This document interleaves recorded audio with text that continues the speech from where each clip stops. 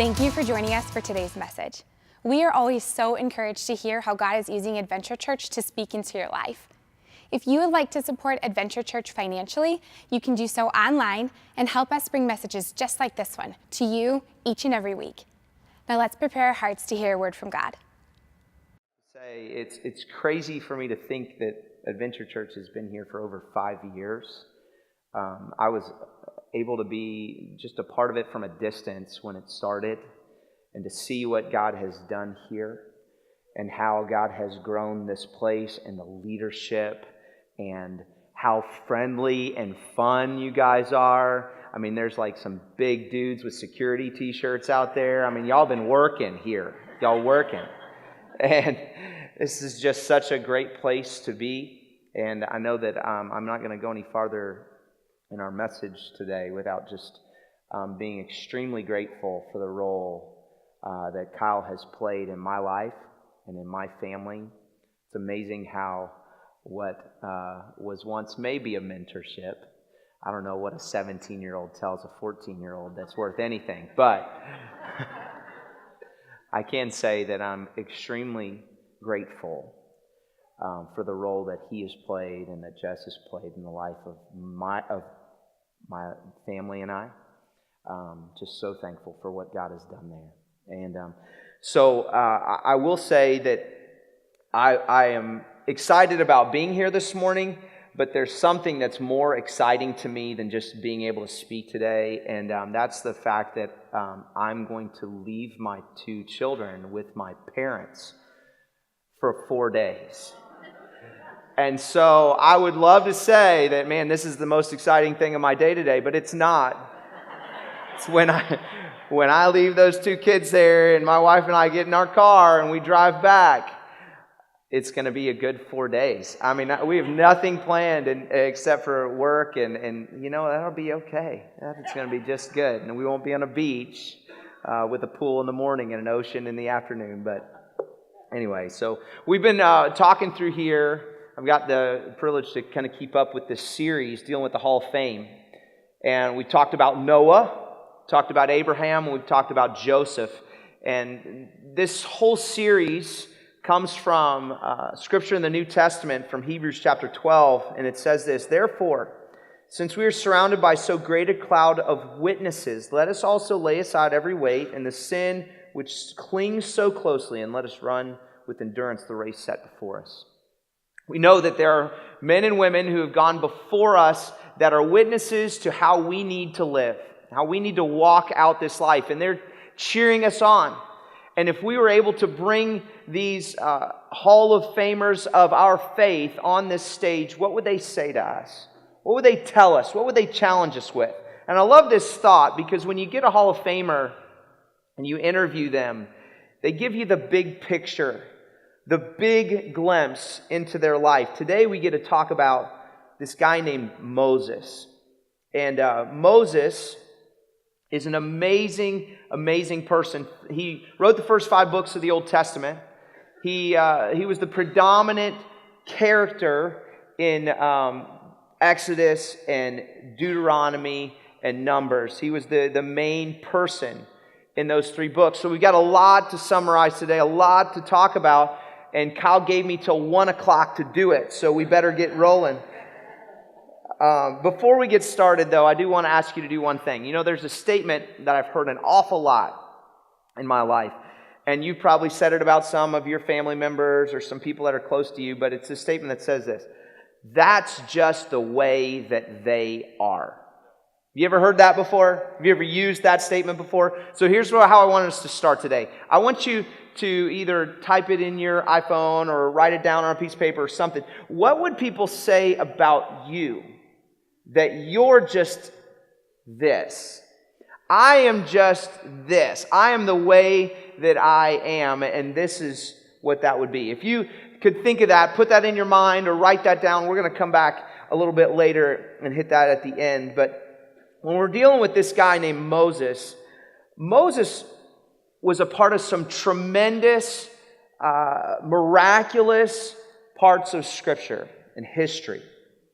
If you know anything about this, he was part of the burning bush. He was the guy that God charged to lead the children of Israel out of Egypt. He was a part of the 10 plagues. He went up to the mountain and brought down these tablets of stone. He parted the Red Sea. He wandered the wilderness for 40 years with the Israelites, and he was leading them towards the promised land. There are so many stories that even if you're not a Christian, you've heard. You've seen the cartoons from the far side of the little kid splitting his cereal bowl down the middle with the milk, and I don't know. There's all kinds of little stories about Moses that just are a part of us. Even though we see Moses as this great leader, he didn't start off that way.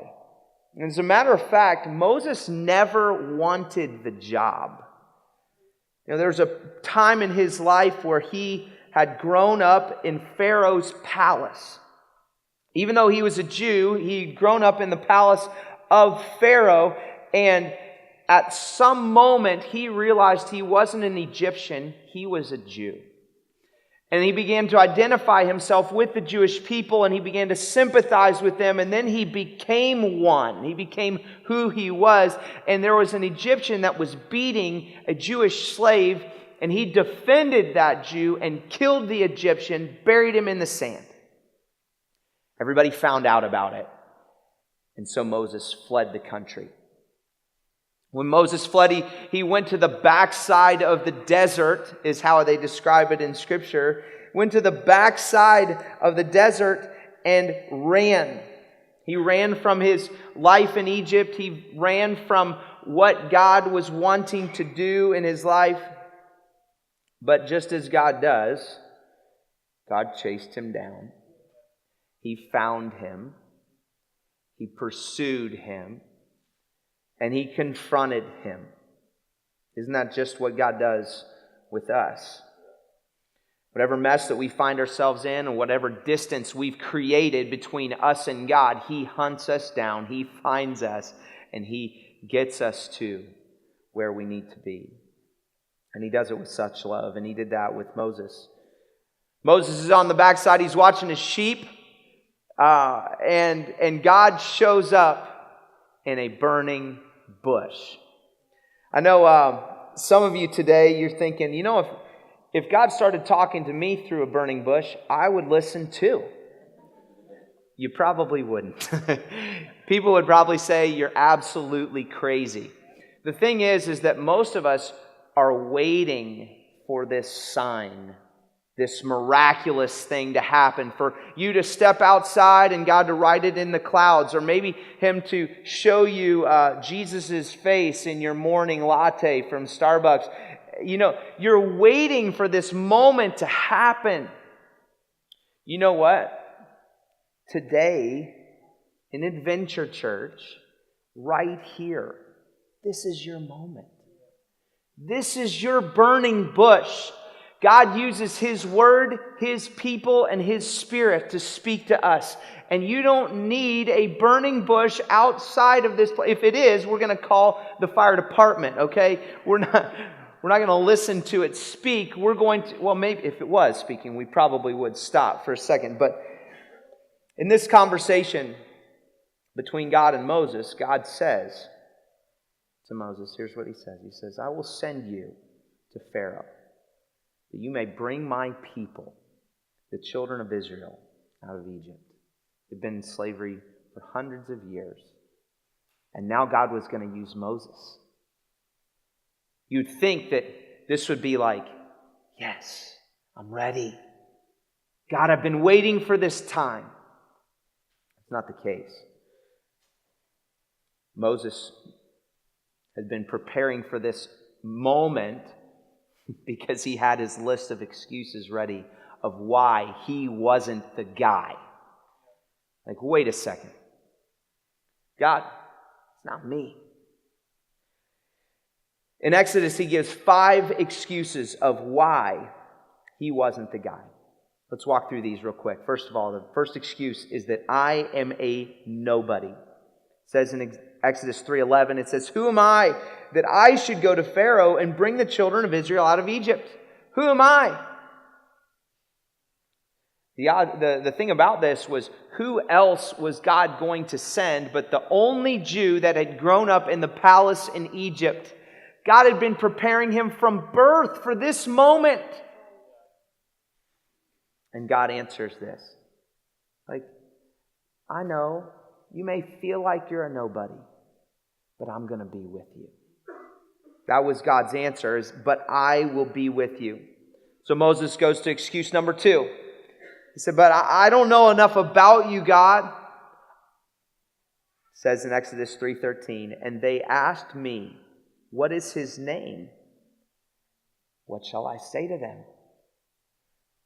How many times have we, as Christians or believers who God is asking us to take a step of faith, and we say, but I don't know the answers, God. I don't know enough about your word. I'm going to wait until I know more about you. That's what Moses had to say. God's answer. I am who I am. And he said, say this to the people of Israel, I am has sent me to you. This is all you need to know about me. I am who I am. But that wasn't enough for Moses either. He gives another excuse. He says, but God, they're not going to believe me.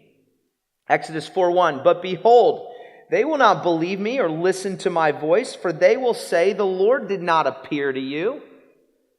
And God's answer, Moses, what's in your hand? Moses said, a staff. And he said, well, throw it on the ground. So he threw the staff on the ground and it became a serpent. And Moses ran from it. That's a correct response to any snake that you might see. But the Lord said to Moses, put out your hand and catch it by the tail. So he put out his hand and caught it, and it became a staff in his hand, that they may believe that the Lord, the God of their fathers, the God of Abraham, the God of Isaac, and the God of Jacob, has appeared to you. So Moses, I am going to be with you. I am going to go with you. I am that I am, and I'm also going to show you some signs that you're going to show the people. I want you to throw down your staff, it's going to become a snake. Then they will believe you. But Moses says, I'm still not good with this, God. Excuse number 4. I'm not gifted to do this. His next excuse is about himself. Oh Lord, I'm not eloquent. Either in the past or since you have spoken to your servant, I am slow of speech and of tongue. God answers and says this, who has made man's mouth? Who makes him mute or deaf or seeing or blind? Is it not me, the Lord? Now therefore go, and I will be your mouth and teach you what you shall speak. God said to Moses, basically, I'm going to do the speaking. Your mouth may be moving, but I am going to be the words. But even after 4 straight excuses and 4 straight answers, I think we finally get down to the real reason. Here it is, Moses, his excuse number 5. God, I just don't want to do this. Isn't that when you really unpeel all of our excuses, most of the time that is the core of it all. I don't want to do this. It's going to cost me too much. I may not know how to do it, but that's not really the reason. I just don't want to do this. God, you want me to take this step of faith? You want me to jump out of the boat? Here's what Moses said to the Lord. He said, oh Lord, please send someone else. God answered, and it says here, the anger of the Lord started to be kindled, and God says this, is there not Aaron, your brother, the Levite? I know that he can speak well. God just gave him the answer to every one of his excuses. And I would say that if I was interviewing Moses on this stage, he would say that to us today. He would say, God has the answer to all of our insecurities. Every single insecurity that you have. If you challenge God with questions, He will bring the answers. He may not speak in a burning bush. It may not happen in the instant that you want the answer, but God will speak and God will answer, and He will give you the answers to those insecurities that you have. You know, most of the time our insecurities are just excuses for not wanting to trust God and do what He says. Excuses give us permission to settle, and our shortcomings create those insecurities that allow justifiable alibis for not trusting God. Can you just send someone else? I just don't want to do this. I don't know enough. I'm a nobody. Our insecurities arise because we're looking more at how difficult the task will be than trusting the one who's doing the asking. You know, I believe every one of you in this room today, you walked in with some type of step that the Lord is pushing you to do. How do I know that? Well, because the Christian life is a series of faith steps. They may be little steps, they may be big steps, but it is a series of faith steps. And maybe you've never taken a faith step today. Guess what? God is trying to push you towards Him, to trust Him, and take a step of faith. What are your excuses today? God's here to answer them. God's not quiet. God's not silent. He is ready for you to push past your excuses and trust Him in what He has for you. Whatever your excuses are that you're clinging on to today, God is ready to answer them. It's your turn to trust Him. Second thing I believe that Moses would say to us today is that God has the power to provide for you in every situation. Every one of them. One of the themes of God's people throughout history is that they struggled when times got tough. I think we could always say that about us, but when it comes to the Jews and the Israelites, they struggled. When times got tough, they threw in the towel. If you remember, Moses goes up on the mountain to get the 10 Commandments, and he spends this time with God on the side of the mountain. They had all of these miracles. What happened down below was they created an idol to worship because they were unsure if God was still there. Come on, man. I mean, the Israelites had just been taken out of Egypt, miracle after miracle after miracle, and they didn't believe. I want to look at two different ways that God provided for the Israelites, and He'll do the same for us. So Moses goes to Pharaoh and to talk to Pharaoh, to tell him that it's time to let God's people go. And he says this famous line. He says, Pharaoh, oh baby, let my people go. Huh? Yeah.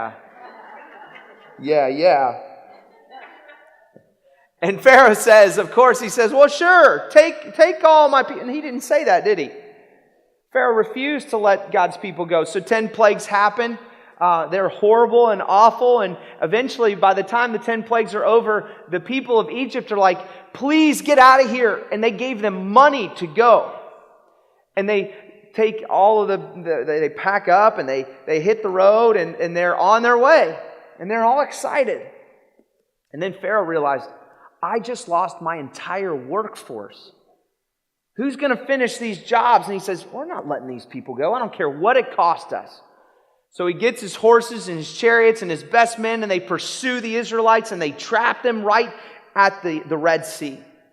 So the Israelites have the Red Sea behind them and the Egyptians in front of them. They have no chance of getting out of this mess. There's no way. And the Israelites start to freak out, get scared. Here's what they say. They start yelling at Moses and God and whoever will listen. Is it because there are no graves in Egypt that you have taken us away to die in the wilderness? All these miracles had just happened, and now they're like, oh, we're going to die here. We're going to die. So God tells Moses, lift up your staff, stretch out your hand over the sea. and divide it, that the people of Israel may go through the sea on dry ground.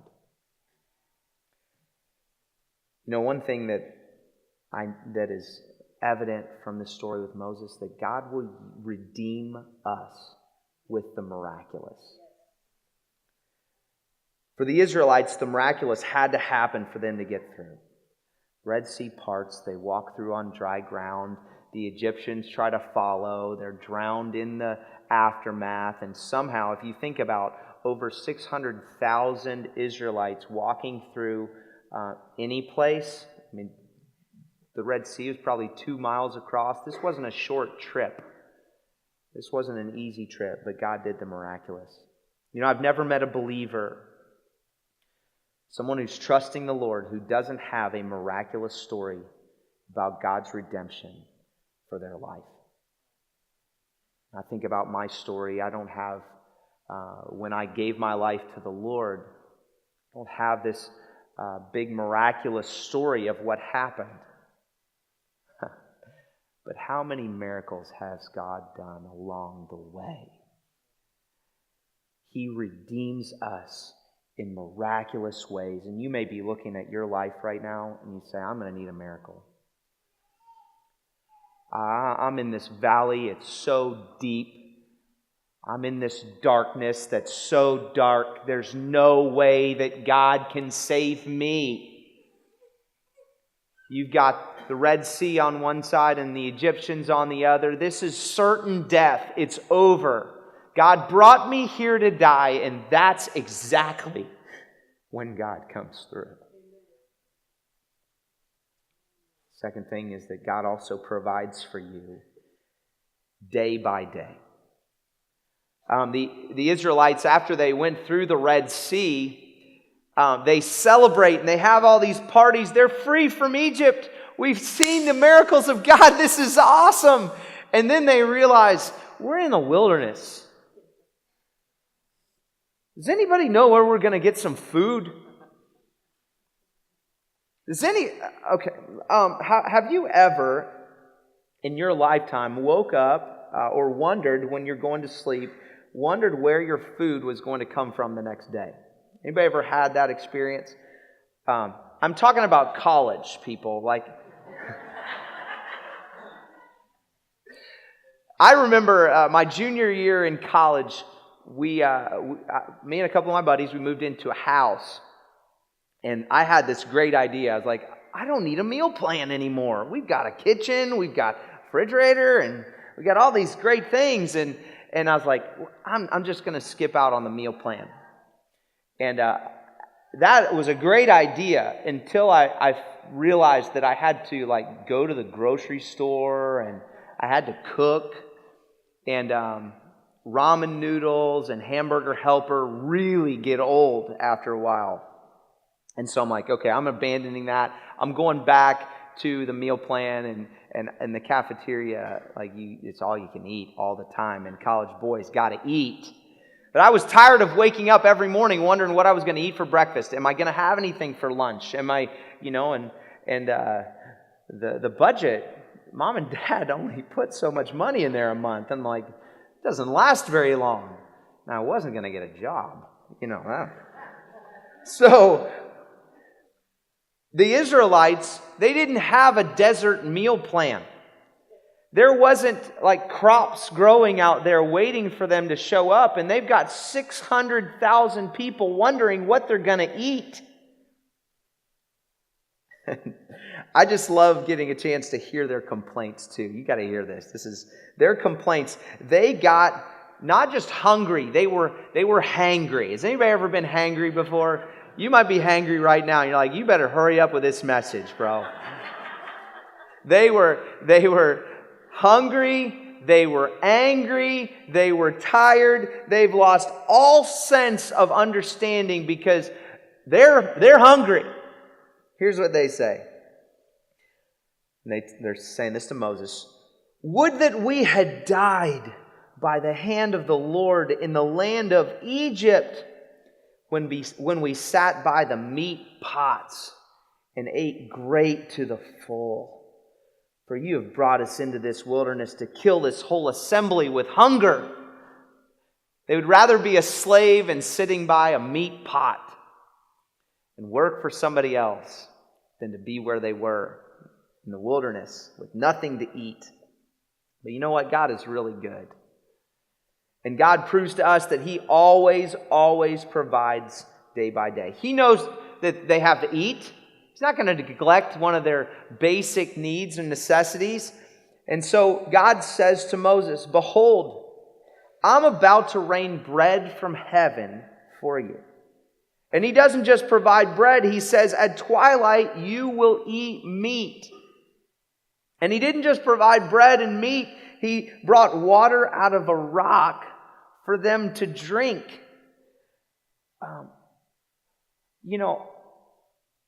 I don't know what this bread was. But for 40 years, God provided bread, God provided meat, and God provided water. I don't know why those quail just flew from where they were and dropped right down on the ground and decided to take a nap for 600,000 people to eat every night. But they did. And you know what? God made it tougher than just... He provided, but He made it tough for them too. Because He says, listen, if you gather this bread, it's going to spoil. So it's not going to be good tomorrow. Bread's only good today. And if you gather this up, it's going to spoil for tomorrow. So don't do it. They tried it. It still didn't work. You know what this taught me from this story? How difficult would it be if you've got a family of 4, or a family of 6, or a family of 8, and every night you went to bed and you'd lay your head on the pillow wondering, what if tomorrow's the day that God doesn't give us bread? What if tomorrow's the day that the quail, they don't show up? What are our kids going to do? What's our family going to eat? And so every night they would have to lay their heads on their pillows and go to sleep knowing and trusting and believing, God, you're going to provide for us. That'd be a hard night's sleep for us every night, wouldn't it? It'd be so difficult for us to put our heads down on our pillows and get a good night's sleep saying, man, I hope we have food tomorrow. Hope it happens. God did that for the Israelites because He wanted them to trust Him day by day. One of the most difficult parts for us as Americans is that we struggle with trusting God because we don't have to rely on Him day by day. We rely on ourselves day by day. God has really been trying to work on me in this season of my life to say, listen, I know you might not know what tomorrow's going to hold, but trust me, I've got this. And He wants to tell you today, you can trust me day by day. Just like the Israelites did in the wilderness, they relied on Him for their basic needs, for food, for water, every day. You can do the same. We trust Him day by day. It says in Philippians 4:19, and my God will supply every need of yours according to His riches in glory in Christ Jesus. Did you guys hear that? And my God what? No. Come on. My God what? He will. And what is it? What is the need? What is it? He says, my God will supply what? Every. He will in every need. Day by day. Just as God did for the Israelites.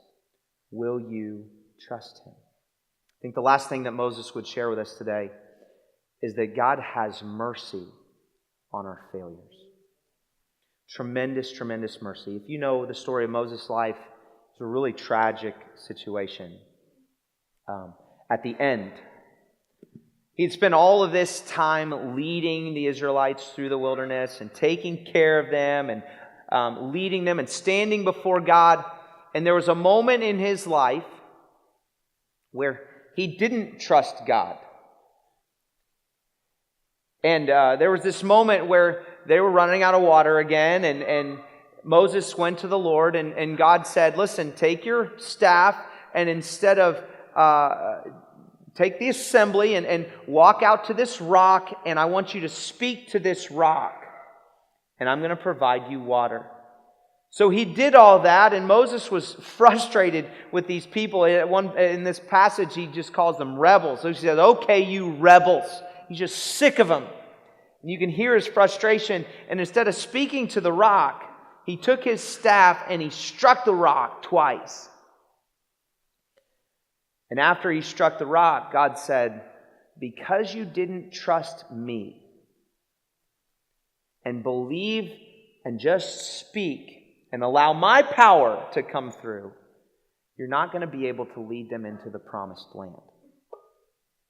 I've read that passage a bunch of times. I've heard it throughout my life. I remember a Bible quiz question that said, why did Moses not get to go into the promised land? Because he struck the rock instead of speaking to it. I still don't understand. Like, God, he was your man. He was the guy that was doing everything. He was standing in the gap. He was working so hard. He was doing everything for the people. Why did you punish him by not allowing him to go into the promised land? Well, you know, there was another story about Aaron's sons. Moses' brother Aaron, his two sons, Nahab and Abihu. Horrible names, but Nahab and Abihu were Aaron's sons. They were priests, and they walked in to offer a sacrifice. And all we know about the sacrifices was unauthorized fire. They offered this sacrifice to God, and right then on the spot, they both died. And God said, because you didn't do what I said. Now we can look at Moses' situation and say, you know what? God is so mean. God is so cruel. Why isn't he letting Moses into the promised land? Or you can look at what God did and said, man, God had tremendous mercy.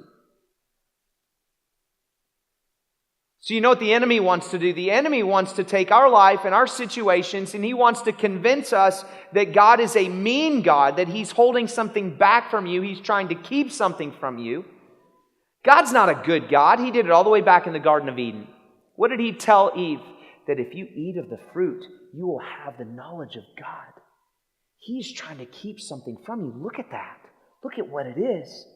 And when you glorify anything on this earth greater than the Lord, the enemy is setting you up for failure. And if you place the promised land, Moses, if you place the promised land as a greater thing than me, you will lose every time. So when we as humans think about, well, God was a mean God. He didn't let Moses go into the promised land. We've got our eyes on the wrong thing. It was God's mercy and his grace on Moses. It was God taking Moses up to the top of the mountain and showing him what all generations of the Israelites were going to get a chance to see. Really cool, amazing when we look at it from the right perspective. See, the enemy wants to convince you that God is keeping something from you. God is mean. I have this short poem that I want to read to you today. It's really interesting because it was written as if Moses was standing up on this mountain and what he was thinking and what he was feeling. And I think that a lot of us in this room today, we've had situations in our life that we would say, God, you are cruel. You are mean. Why are you holding these things back? It's all about how we perceive the Lord. Listen to this poem.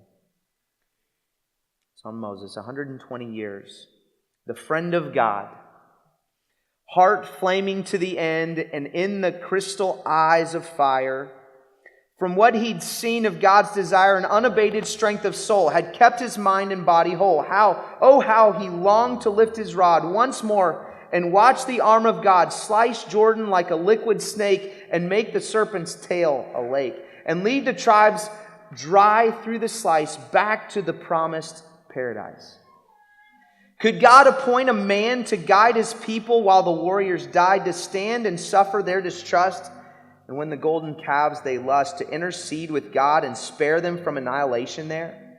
Could God assign an athlete this, to run for others, then to miss the prize? Would he require a maid to bring to birth what God had laid within her womb while she smiled, forbid that she could have the child? Atop the mount, Moses sat and for a moment thought like that. The Jordan slithered far below and did its best to overthrow his faith. Where has your life been poured? It doesn't pay to serve the Lord. He fills your life with many a hurt and in the end treats you like dirt.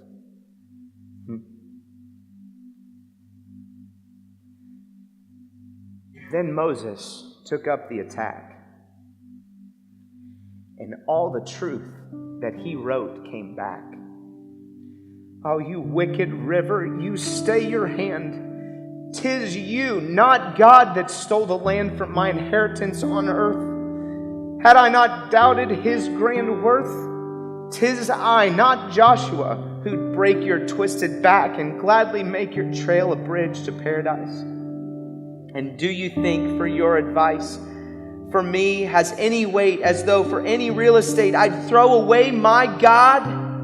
Think you, O fool, that all my life's a vestibule to that? And Moses waved his hands the full length of the promised land. Don't you recall that I have seen the glory of the Lord between me and my hope? The day I die lies not the river but the sky. And then his eyes, still crystal bright, old Moses vanished in the night. You know, I want you to remember where we started today and that little thing that I had you write down, or remember that that's just the way that you are. If you had 10 people write down that statement to who you are, you'd probably get 10 different things. Because we change. Different circumstances and different situations, we change. But God doesn't change. When Moses had so much doubt and so much insecurity, he stood at the backside of the desert and God answered him with this statement, I am who I am. God is who He is. I want us to end with this. I've written down a series of statements of who God is. Sometimes we forget. We forget because of our circumstances. We forget because of our excuses. We forget because of who we are. We lack. And what we are is nothing like God. So we struggle to think that God could be different from us. But He is.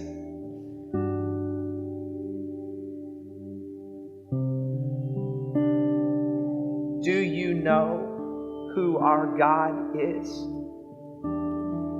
God doesn't have a beginning or an end. God relies on no one and nothing. God holds everything together. God will never, ever, ever change. He is truth. He's not capable of anything but truth because He is truth. He is always right because He is incapable of wrong. He is love. He is faithful to the faithless. He is near to the broken and close to those who are crushed in spirit. He is a father to the fatherless, a provider for those in need. He is the redeemer for those in slavery. He is strength for the weary, and He is the answer for your insecurities. And He has grace for your failures. That is who our God is. And He will never change. Lord Jesus, You are who You are, and today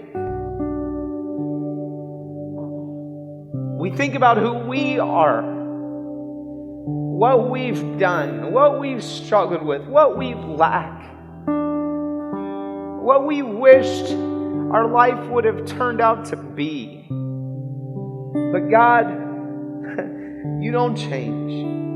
And You are here in this room to bring restoration, to bring healing, to bring strength, to walk beside us.